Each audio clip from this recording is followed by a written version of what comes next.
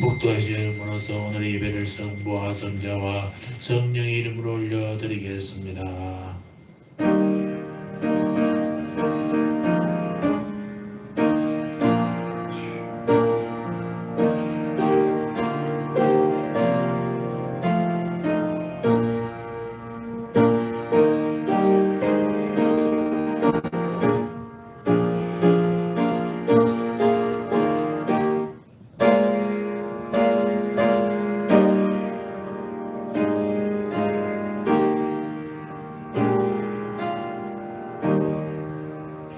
너희는 여호와 우리 하나님을 높여 그의 발등상 앞에서 경배할지어다. 그는 거룩하시도다. 그의 제사장들 중에는 모세와 아론이 있고 그의 이름을 부르는 자들 중에는 사무엘이 있도다. 그들이 여호와께 간구하며 응답하셨도다. 하나님은 영이시니 예배하는 자가 신령과 진정으로 예배할지니라. 아멘. 할렐루야. 우리의 든든한 반석이요 피할 바위가 되시는 하나님 우리 아버지, 지난 한 주간 거칠고 험한 세상 길을 걸을 때에 저희를 사랑하여 주시고 매일 매 순간 지혜와 권능으로 인도하여 주시는 은혜에 감사를 드립니다. 그 변함없는 사랑을 주일에도 베풀어 주시어서 저희로 평안과 기쁨이 넘치는 예배의 자리로 불러주시오니 참으로 감사합니다. 예배는 이 시간 주님께서 펼쳐주신 넓고 편한 날개 아래에서 우리 영혼이 쉼을 얻게 하여 주시옵시고 베풀어 주신 풍성한 은혜의 식탁에서 영생하는 양식을 먹게 하여 주시옵소서. 우리 예배를 기쁘게 받으시는 주님을 찬양합니다. 감사합니다. 예수님 이름으로 기도합니다. 아멘.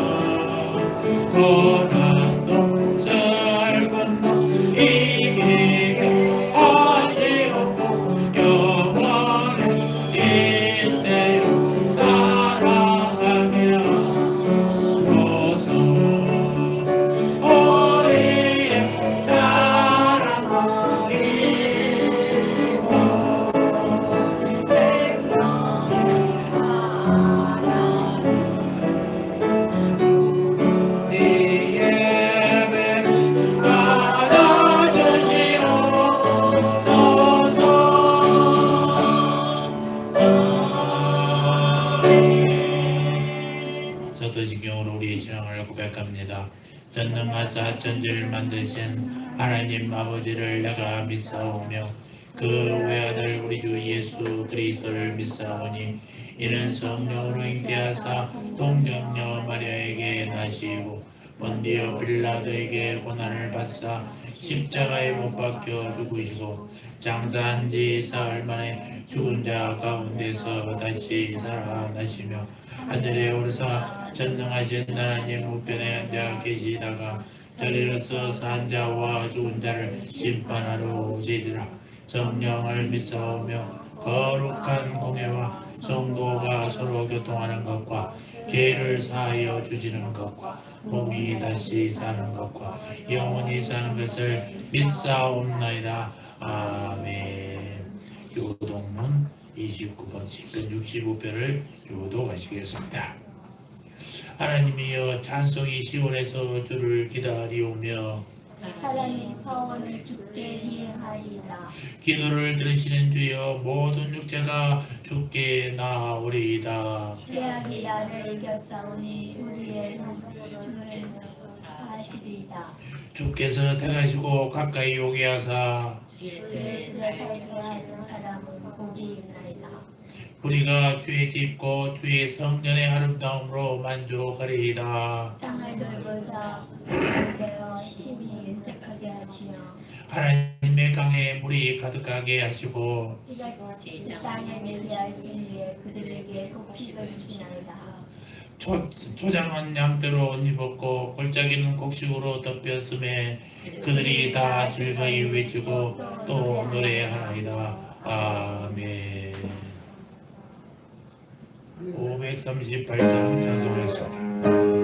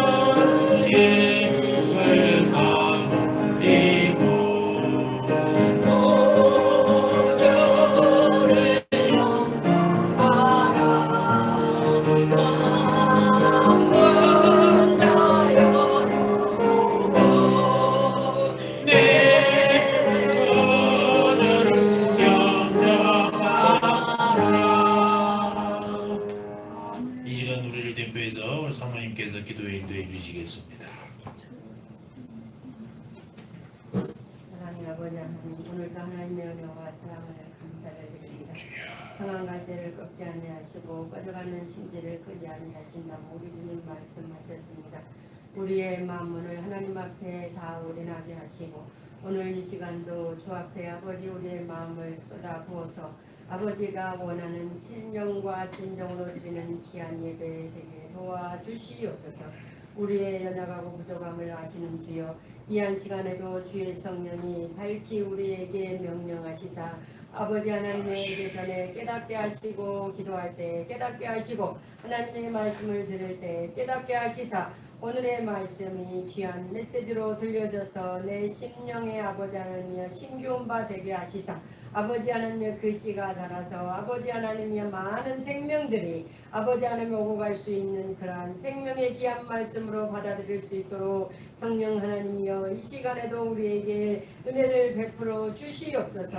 아버지 하나님 간절히 기도합니다. 코로나가 지금 너무나 많이 확산되어 있사오니 아버지 하나님이여 주님께서 저들을 품어주시고 안아주셔서 아버지 하나님이여 정말로 애굽에서 주님을 바라보는 자가 아버지 하나님이여 살았듯이 주만 바라보고 기도할 때 저들을 코로나에 걸리지 않게 하시고 하나님이여 예수 그리스도만 바라보고 아버지 하나님의 주의 이름으로 명령하여 코로나를 아버지 하나님이여 명령하여 내어 쫓길 수 있는 우리의 믿음이 되게 하옵소서. 진정한 믿음을 가지고 주만 바라볼 수 있는 이 시대에 아버지 하나님이여 우리들의 마음이 믿음이 아버지 하나님이여 나태해질까 두렵사오니 더욱더 근신하여 깨어 기도하여 아버지 하나님의 악한 마귀는 우는 사자와 같이 산길차를 두루찾는 이때에 정신 차려 근신할 수 있도록 성령 하나님이여 은혜를 베푸시옵소서. 주님이 함께 하시지 아니고 성령님이 함께 하시지 않으면 우리가 기도할 수 없고 깨어있을 수 없사오니 주여 우리의 연약함을 붙드시고 이끌어 주시사 생명의 말씀으로 우리가 무장할 수 있도록 성령이여 인도하옵소서. 하나님 아버지 이 나라의 민족을 주여 기억하여 주시옵소서.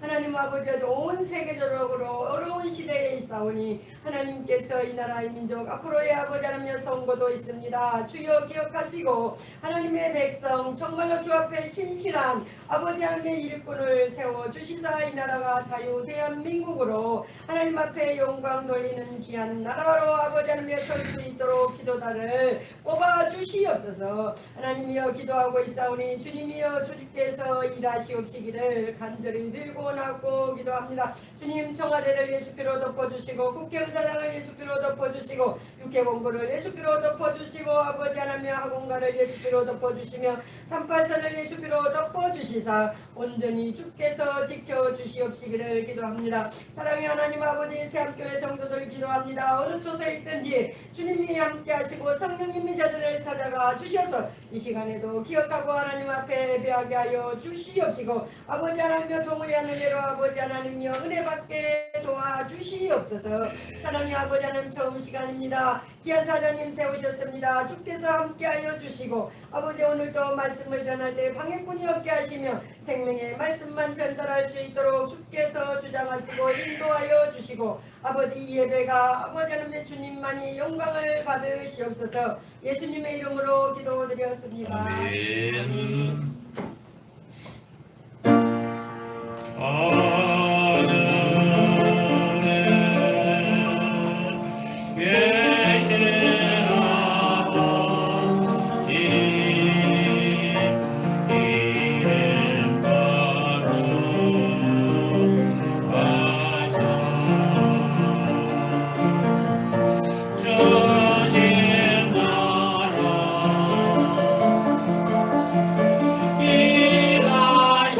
일하시고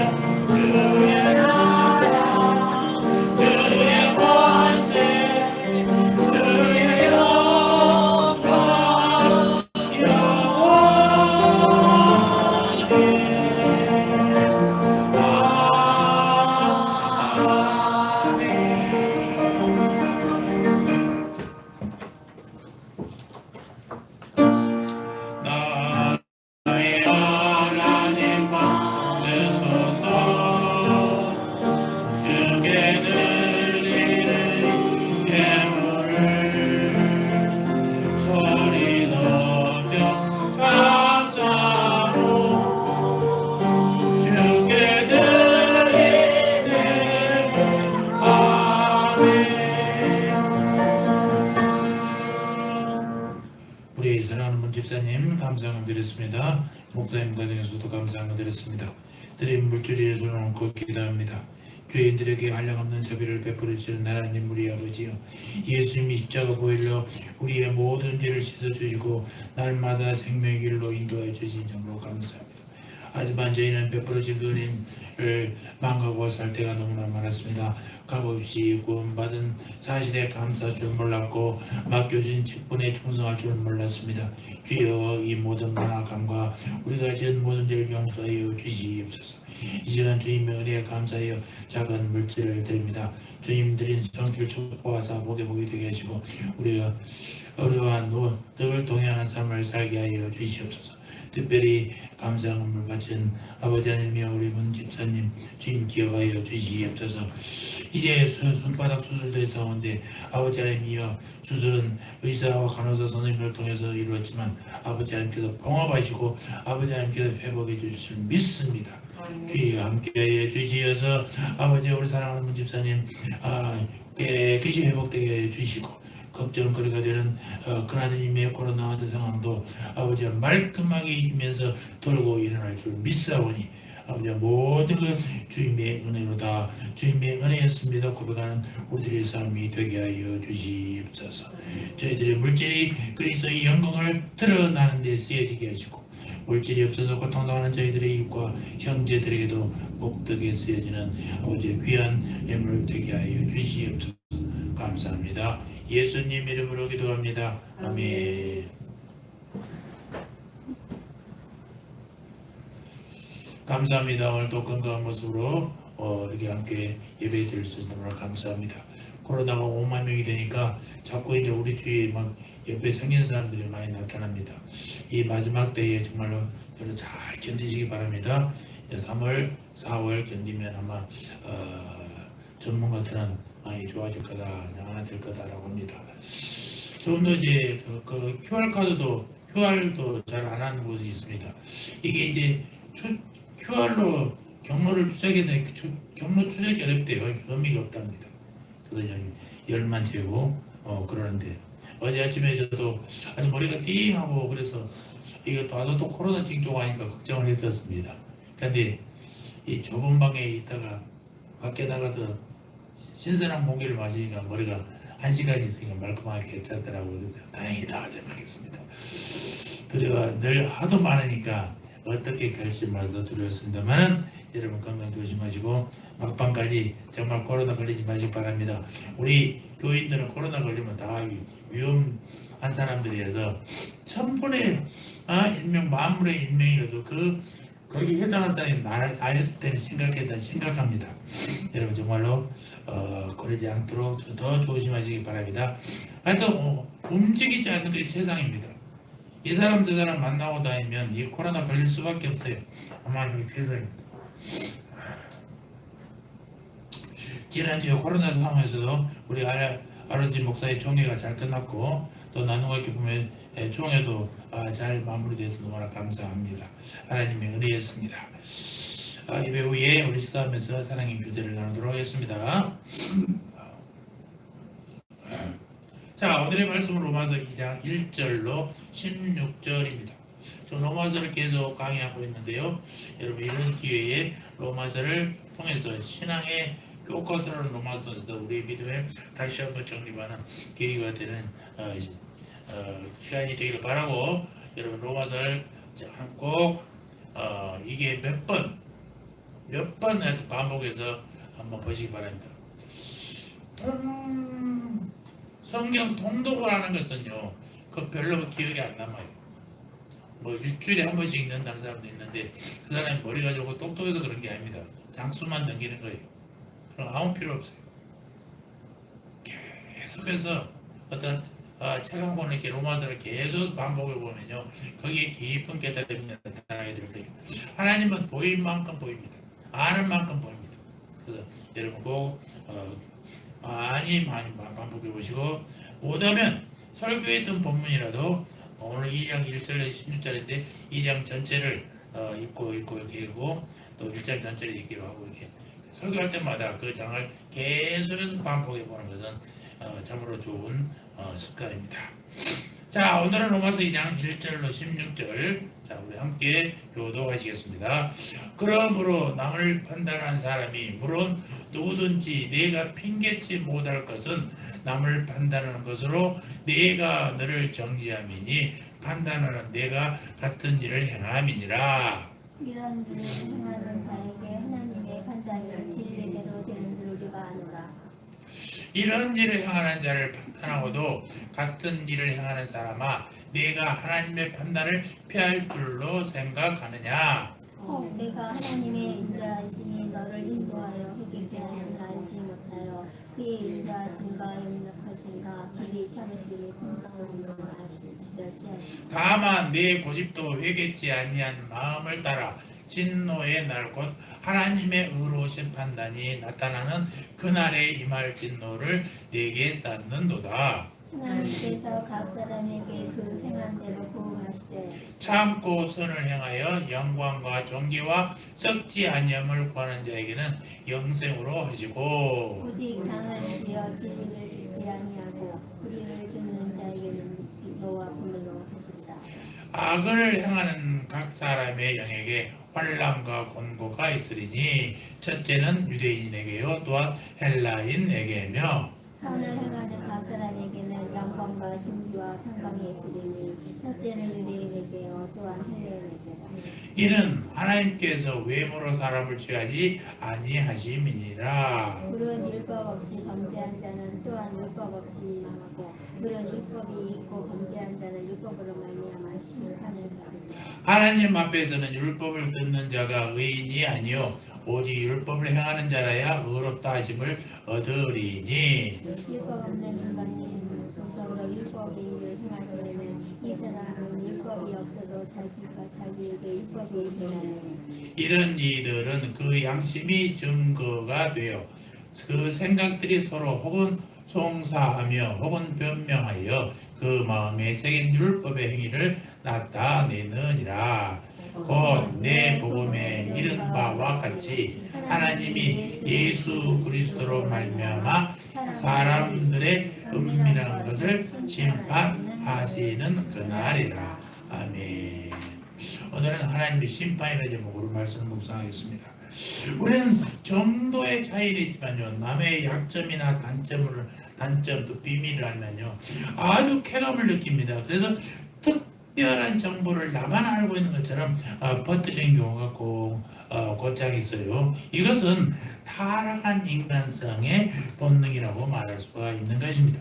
오늘 본문은 바로 이와 같은 판단의 죄에 대하여 가르치고 있는데, 다시 말해서 우리가 어떤 사람을 판단할 때 그 사람이 가지고 있는 허물이나 약점이나 결점이나 범죄에 대해서 판단할 경우에 판단하고 있는 그 사람의 범죄보다 판단의 죄가 더욱 심각할 수 있다는 지적이 묘한 사실은요, 이런 죄를 범하는 사람들은 대부분 사회적으로 현존 범법적 유형에 해당되는 사람들이 전혀 아니라는 것입니다.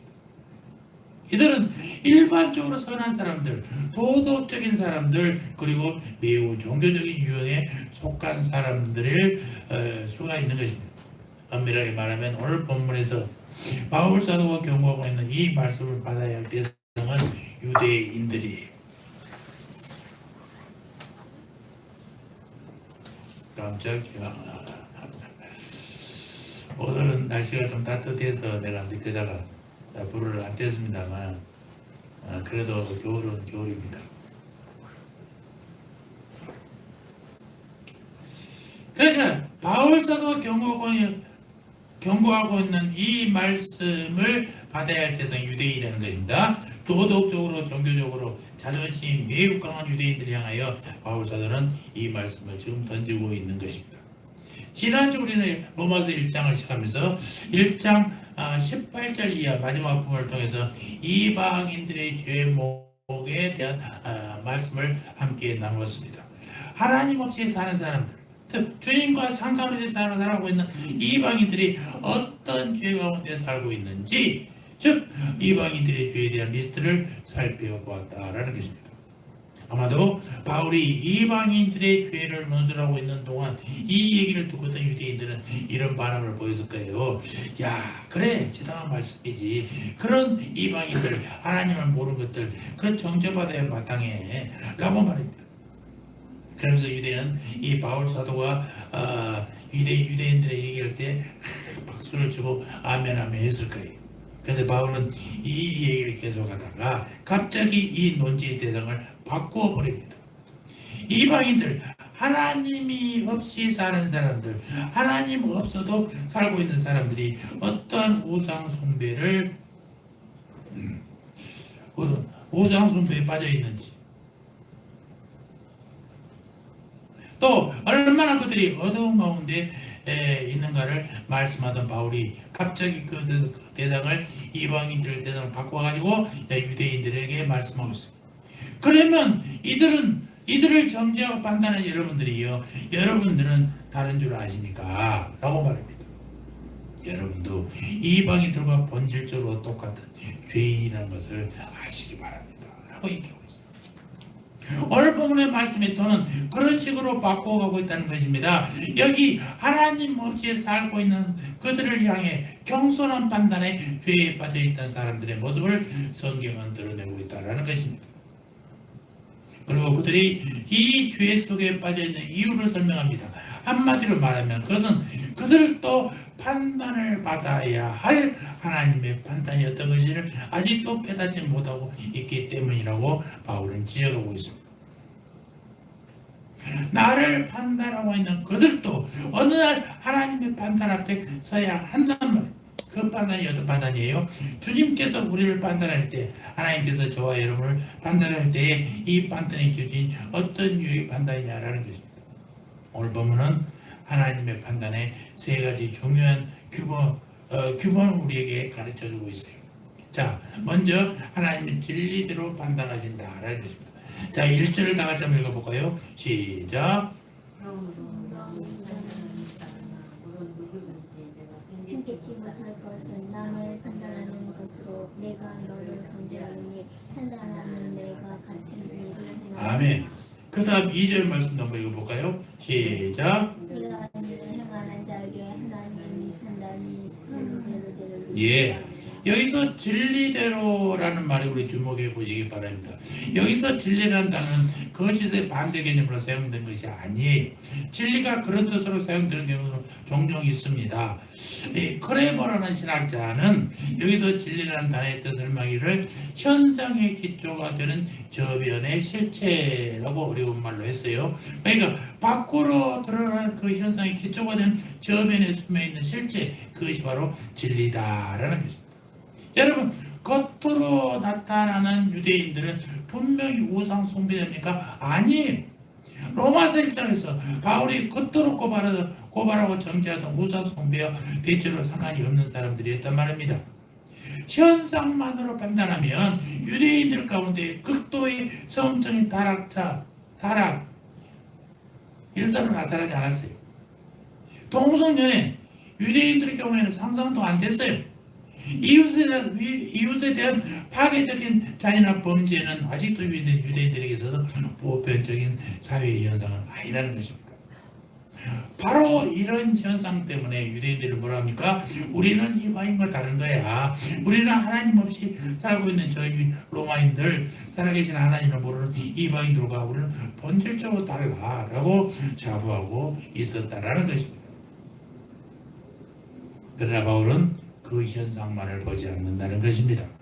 그 현상의 밑바닥에 숨어있는 실체를 보는 것이, 그리고 그 실체의 면에서 파악할 때 유대인들이 당신들도 이방인들과 또 꼭 마찬가지로 본질적으로 죄인임을 아십니까? 라는 것이, 이게 바울의 지적입니다. 그들에게 살인의 죄는 없었지만 그 살인의 죄를 야기시키는 동일한 미움 매제가 그들의 안에 있는 것을 바울이 보았다는 것입니다.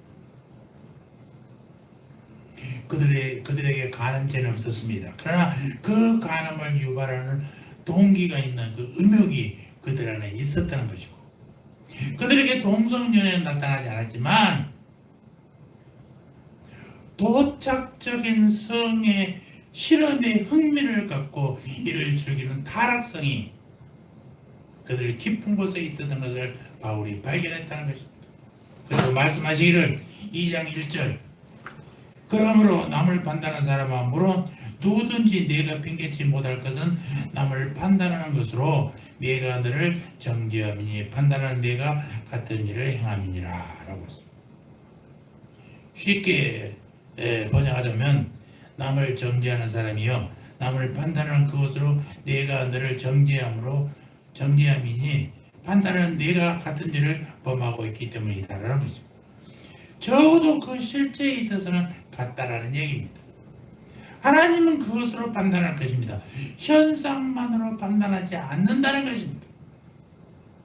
하나님을 판단할 때 살아계신 하나님께서 저와 여러분을 판단하실 때 그것이 오늘의 판단이든 마지막 최후의 판단 심판의 자리이든 전능자, 창조자, 심판자이신 그분 앞에서 우리가 판단을 받을 때 그 판단은 진리대로라는 것입니다. 이 하나님의 판단 앞에 나 자신이 서야 한다면 우리가 이웃을 쉽게 경솔하게 판단할 수가 있겠습니까? 하나님 판단은 진리대로이기 때문입니다. 남에게 적용하지 않고 나에게 적용을 해도 마찬가지입니다. 성경 끼고 옆구리 끼고 교회만 나온다고 하나님 하늘나라에 가느냐? 그렇지 않다는 거죠. 그러면서 저 사람은 교회도 안 나오고 김집사 저건 맨날 교회도 빠지고 그렇게 흉을 보겠습니다. 나는 이렇게 안 빠지고 다니는데 아니요. 진리대로 진리대로. 둘째로 하나님은 행한 대로 판단하신다고 말씀하고 계십니다. 자 6절을 갖다 같이 한번 읽어봅시다. 시작. 하나님께서 각 사람에게 그 행한 대로 보응하시되 예, 하나님께서 각 사람에게 그 행한 대로 보응하시되 여기서 행한 대로라는 단어에 줄을 딱 그어놓으시기 바랍니다. 심판자이신 하나님이 저와 여러분을 판단하실 때는 뭐한 대로? 그의 행한 대로 우리가 행한 대로 판단하신다는 것입니다. 여기서 문제는 어디 있냐? 유대인들은 다른 것은 몰라도 그들의 행함에 굉장한 자부심을 갖고 있어요. 그의 행함에 상당히 어렵다는 이 특별한 자부심으로 도취하고 있던 사람들이 있다. 그 당시에 유대인들이 있어요. 저희들이 11조도 합니다. 금식도 합니다. 남을 돕기도 합니다. 다 하지. 그들의 행함에 자부심을 가지고 있던 원인이 어디 있어요? 그 두 가지 원인이기 때문입니다. 그것은 그들의 행함에 있어서 표준이 되는 하나님의 거룩한 율법을 가지고 있었고 또 그들은 그 율법을 날마다 듣는 분위기 속에서 살고 있었습니다. 이것이 그들로 하여금 그들의 행함에 굉장한 자부심을 갖게 했다라는 것입니다. 그러나 사랑하는 여러분, 내가 율법을 가지고 있다는 사실과 그 율법을 따라 살고 있다는 얘기는 다른 차원의 사건인 것입니다. 내가 율법을 날마다 듣고 살고 있다는 것과 그 율법을 행하고 살고 있다는 얘기는 또 다른 얘기라는 것입니다. 여러분 명심하셔야 됩니다. 요즘에 인터넷 방송에 얼마든지 CT에서 CBS 들으면 무조건 설교 나오잖아요. 그 매일 순간순간 하루도 한 시간도 받지 않고 설교 듣는다고 내가 대단한 신앙이냐? 그렇지 않다는 거예요. 착각에 빠지면 안 된다는 거예요. 여러분, 이 유대인들의 착각이 바로 오늘 이 시대를 살아가고 있는 이 시대의 그리스도인들의 착각일 수도 있다는 사실을 절대로 지나치면 안 된다는 것입니다. 12절의 말씀을 통해서 우리는 바울이 이 말씀을 던지고 있는 그 이유를 우리가 이해할 수 있습니다. 무릇 율법 없이 범죄한 자는 또한 율법 없이 망하고 무릇 율법이 있고 범죄한 자는 율법으로 말미암아 판단을 받으리라. 바울이 이 말씀을 왜 하고 계십니까? 그들은 그들에게 율법이 있었고 하나님의 율법, 모세를 통해 전달된 이 토라 그것을 자랑하고 있는 것입니다. 바울은 이렇게 말하고 있어요. 중요한 것은 율법을 소유하는 것이 아니라 그 율법대로 살고 있느냐. 우리가 금정에 성경책을 가지고 있으면 뭐하고, 큰 글씨 엄청난 큰 성경을 가지고 있으면 뭐하냐는 말이에요. 그것대로 살지 못하면 당신들이 자랑하고 있는 그 율법이 당신들을 판단한다는 것을 기억하라 라는 것입니다. 심판의 날 그들은 바로 그들이 자랑하는 율법 때문에 망할 것입니다. 그 율법에 의해서 심판받는다는 사실을 여러분 잊지 마시기 바랍니다. 그렇다면 율법이 없이 살고 있는 이방인들은 어떻게 심판을 받을까? 그들도 율법 없는 상태 속에서 심판을 받을 것입니다. 여기서의 율법은 문자적인 율법이 아닐 수 있어요. 그러나 하나님께서 이방인들에게도 그들의 양심에 쓰여진 율법을 주셨어요. 이것이 14절, 15절입니다. 자, 한번 14절, 15절 다 같이 한번 읽어볼까요?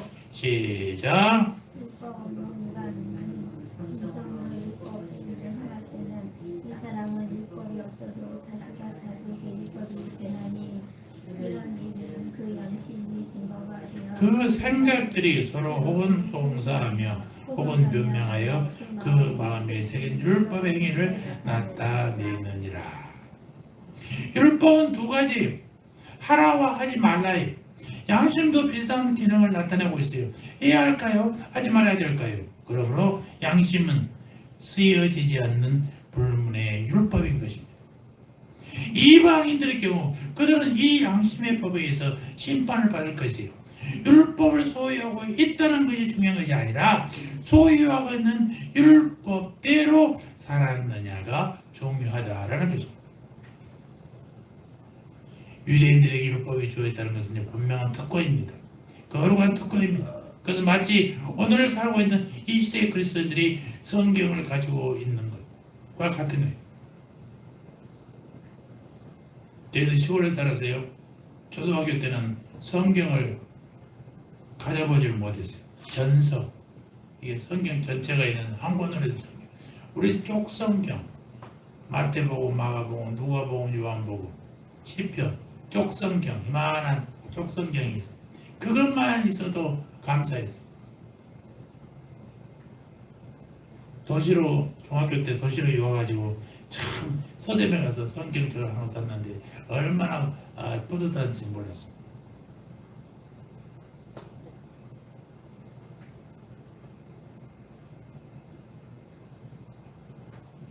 그러나 지금은 성경이 얼마나 많은 시대 속에 살고 있습니까? 저도 뒤에 우리 성경이 많이 꽂아 있잖아요. 내가 살려고 산 거 아니에요. 저기 있는 그 10권은 내가 샀어. 성도들 빗집에 있어. 나머지 성경은요 어디서 나왔는지 모르겠어. 그냥 저렇게 막 쌓인 거예요. 그만큼 성경이 흔해졌어. 성경이 흔해진 만큼 우리 머릿속에 성경이 들어있느냐? 들어있는 만큼 우리가 살고 있느냐? 아니라는 얘기입니다.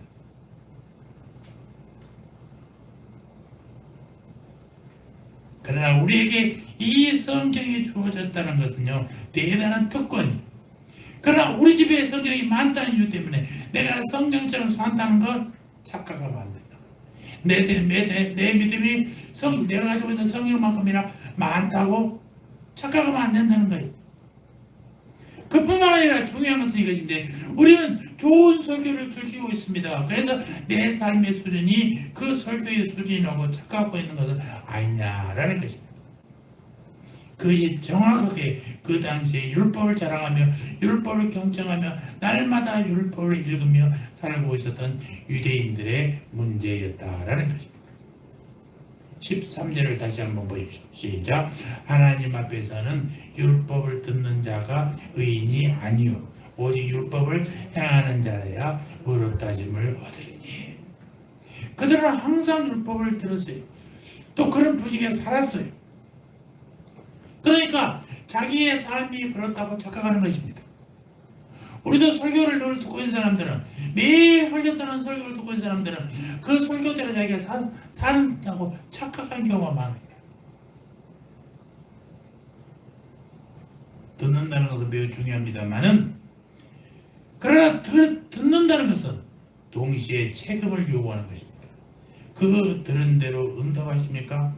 내가 듣는 이 말씀 앞에 내 삶과 내 전인격이 응답하고 있느냐? 이 말씀에 부응하는 삶의 변화가 일어나고 있느냐? 이 율법을 따라 하나님의 말씀을 따라 내 삶이 하나님이 기뻐하시는 사람으로 만들어져 가고 있는 그 모습이 보이냐라는 것입니다.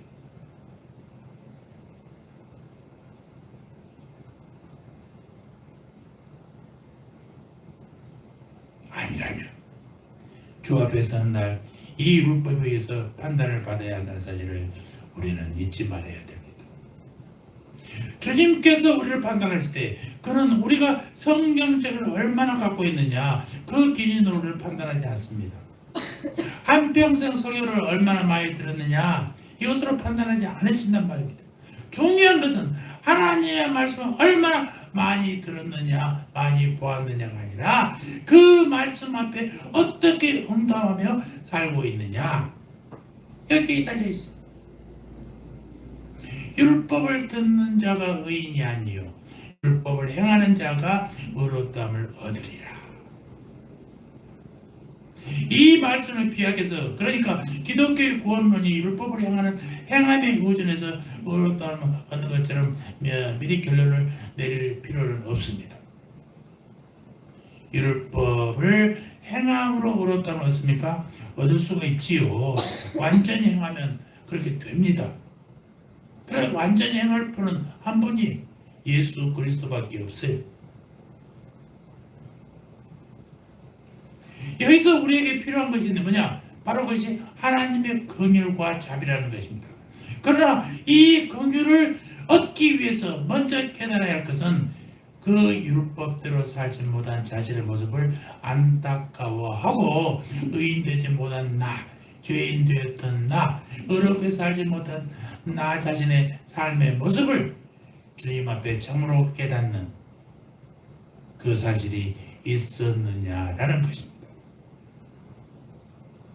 내가 교회 주변에 빙빙 돌고 불신자보다 비교적으로 낫기 때문에 내 삶을 이들보다 전혀 낫다는 착각 속에 살고 있는 것은 아닌지 우리가 그가 주님의 우리를 판단하실 때 그의 판단은 행함대로라는 사실입니다. 행함대로. 셋째로 그는 우리 은밀한 것까지 판단하신다라는 것입니다. 16절. 자, 16절 시작. 본래 그들의 이름과 같이 하나님이 예수 그리스도로 말미암아 사람들의 은밀한 것을 심판하시니 예, 여기서 은밀한 것은 문자 그대로 은밀, 비밀입니다. 그런 비밀까지 판단하신다는 것입니다.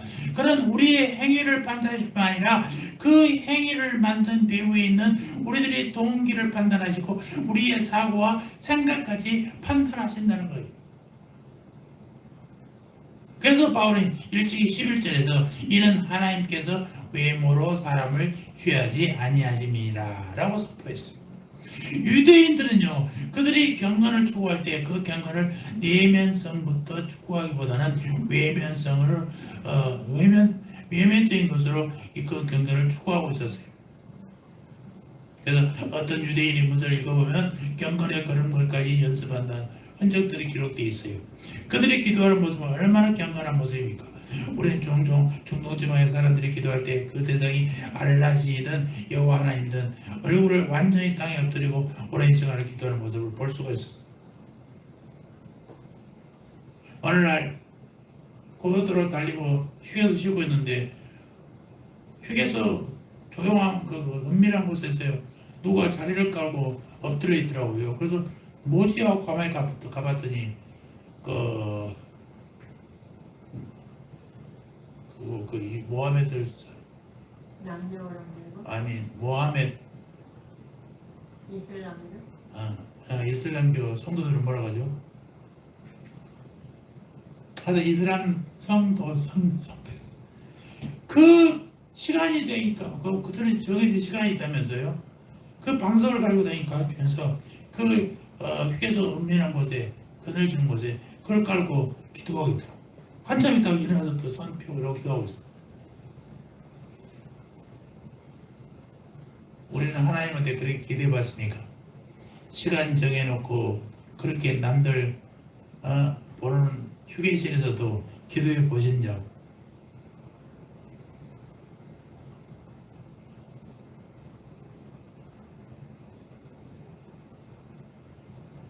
한국에도 그런 경향이 있지 않습니까? 평소에는 엉망으로 하다가도 주일 아침에 경건하게 하고 교회에 나간다고 해서 그것이 우리를 경건하게 만들겠습니까? 안 그래요. 찬송할 때도 경건하게 부르기 위해서 목소리를 내지 않는 분들이 있어요. 대표기도 하려면요 거룩한 목소리로 자기 목소리 주여 이게 내서만 안 되는 사람, 또 기도해도 그래요. 이렇게 목소리를 짜 내야 그것이 하나님 들으시겠습니까? 우리 신대원에서 기도할 때 제일 야단맞은 게 무엇이지 아닙니까? 그냥 자유스럽게 하라 이거예요. 전지전능하시고 무소부세 하나님 아버지, 그런 소리 하지 말아요. 할렐루야 하나님 아버지 감사합니다 부터 시작하라는 거예요. 쓸데없는 미사용 넣지 마라. 목소리 깔지 마라. 제발 말하듯이 하라고. 하나님이 귀가 뭐겠냐? 하나님이 보통 목소리를 못 들으시겠느냐?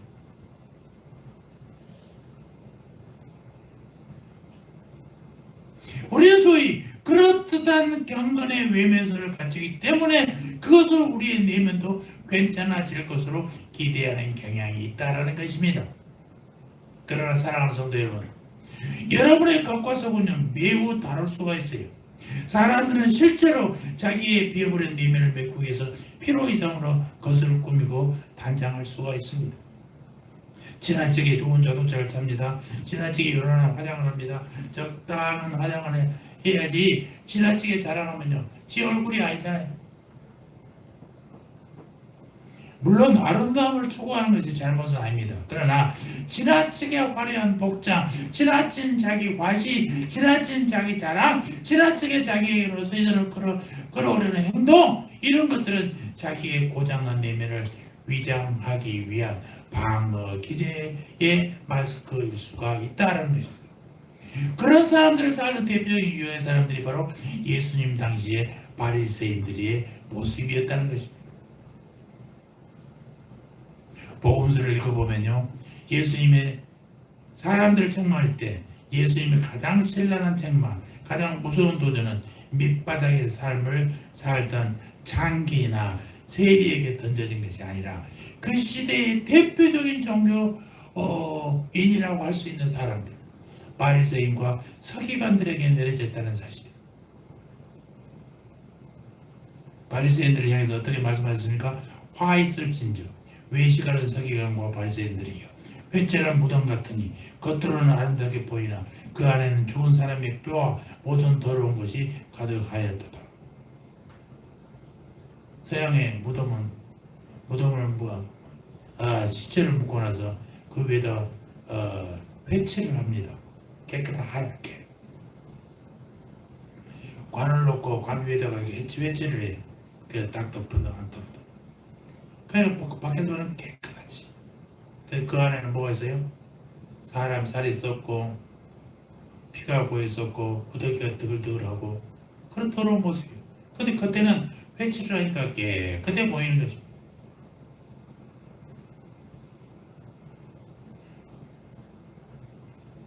주님께서 우리를 판단할 때 우리의 외면에 의해서 판단하시는 게 아니라 우리의 은밀한 것을 꿰뚫어 보시며 판단하시는 주님이라는 사실입니다. 심판의 그날 우리 내면의 모든 것은 반드시 드러나고야 만다는 것입니다. 다시 16절 다시 한번 읽어봅시다.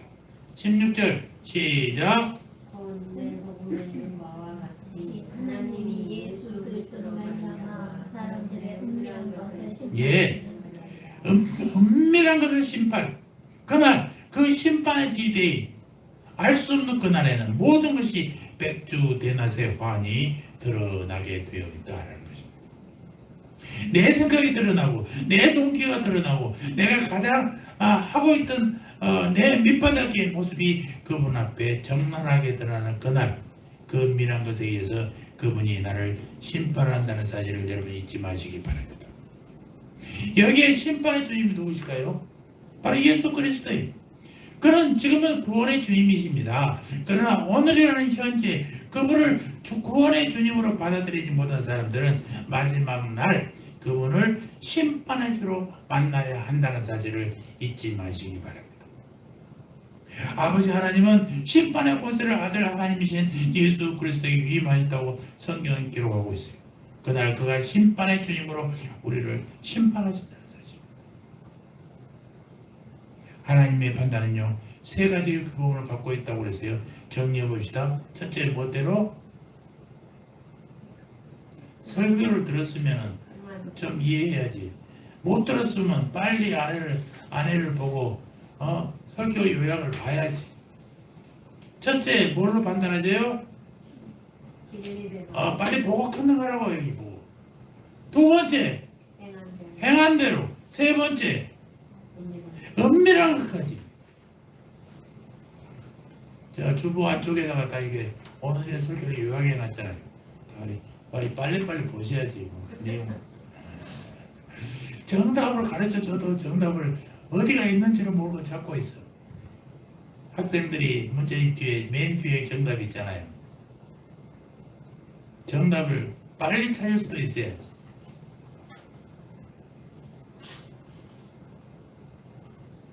이 하나님의 판단 앞에 여러분도 오늘 서보시기 바랍니다. 그리고 그 판단 앞에 서야 할 그날을 한번 바라보시기 바랍니다. 오늘 이 본문의 도전은 우리에게 어떤 결론을 요구하고 있을까요? 결론은 명백하지 않습니까? 첫 번째, 우리는 남을 쉽게 판단하지 말라는 거예요. 두 번째는 이웃을 판단하기 앞서서 우리 스스로를 판단해야 된다는 얘기입니다. 따라서 할까요? 남을 쉽게 판단하지 말자. 남을 판단하기 전에 나를 판단하자. 남을 판단하기 전에 예. 자기 성찰과 자기 비판은요 매우 필요합니다. 진리대로 나를 판단하시는 하나님 앞에 여러분 딱 서보시기 바랍니다. 그리고 저 밑바닥에 숨어있는 내 모습을 보시는 주님, 그분 앞에 나는 아무것도 숨길 것 없는 자임을 고백할 수밖에 없지 않습니까? 선택은 분명해요.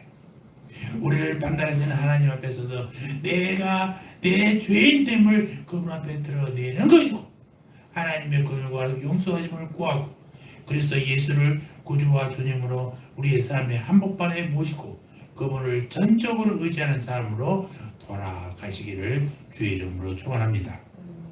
늦기 전에 이런 내 삶의 모습을 주님 앞에 노출하고 용서를 구할 때에 나를 불쌍히 여기고 나를 자비롭게 여기시며 나를 품에 안고 새로운 삶을 강하게 하시는 그 주님 앞으로 돌아가시기를 주님의 이름으로 축원합니다. 아멘. 할렐루야. 하나님 우리 아버지, 로마서를 통해서 우리의 믿음이 단단해지기를 원하시는 주님의 마음을 기억하며 오늘도 귀한 말씀 주심을 감사합니다. 하나님 진리대로 판단하십니다. 행한 대로 판단하십니다. 우리의 은밀한 것까지 판단하십니다. 이 말씀을 기억하며 우리는 남을 쉽게 판단하지 말고 이웃을 판단하기 앞서 우리를 스스로 판단해야 할 줄 믿습니다. 내 삶의 모습을 주님 앞에 노출하고 용서를 구할 때에 나를 불쌍히 여기시며 자비롭게 여기시며 품에 안고 새로운 삶을 가능하게 하시는 주님 앞에 돌아가는 우리들 되기를 원합니다. 우리를 붙들어 주시고 우리의 마지막 날이 주님과 동의하는 삶이 되게 하여 주시옵소서. 감사합니다. 예수님의 이름으로 기도합니다. 아멘.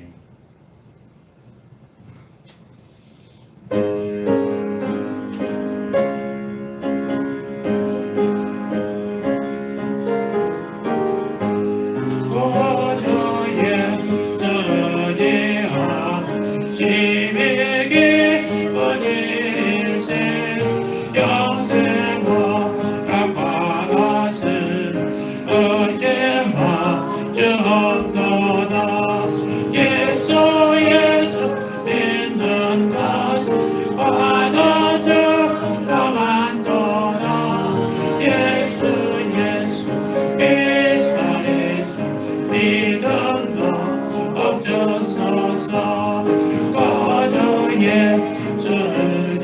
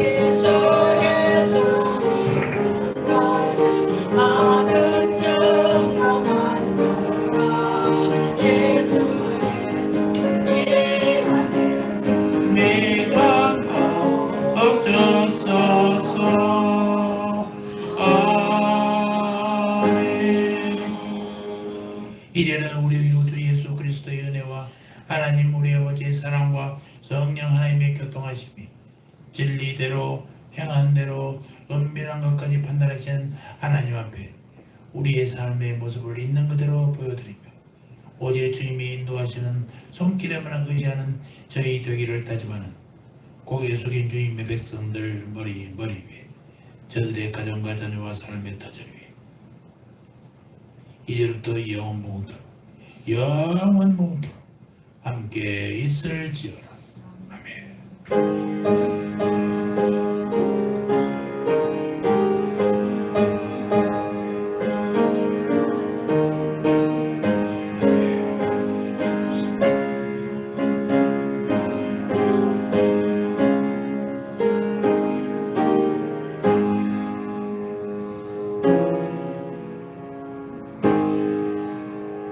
감사합니다.